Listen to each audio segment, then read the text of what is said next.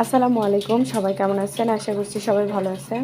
তো এই যে রান্নাবাড়ি সব কিছু রেডি করতেছি। তো এই যে আমাদের সোয়াদ বাবু এখানে হাত পরিষ্কার করতে, দেখি সোয়াদ বাবু তাকাও, ছি বাবা তাকাও। তো এই যে সোয়াদ বাবু হাত পরিষ্কার করেছে। না বাবা নাও, তাতে নাও, তাতে নাও। কি খাবে তুমি এখন? কমলা।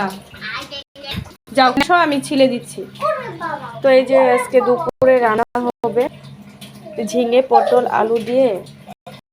একবার তারা মাত্র বাজার থেকে নিয়ে আসলো ট্যাংরা মাছ, তো ট্যাংরা মাছ দিয়ে ঝোল করব।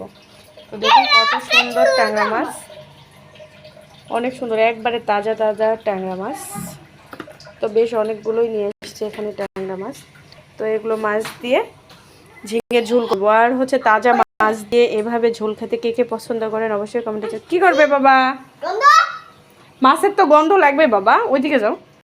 কমলা করে দিব। তো এই যে ছোয়াদ বাবুকে এরকম করে কমলাগুলো পিস পিস করে দিতে হয় বাবা না। তো ছোয়াদ বাবু এখন খাবার খাবে।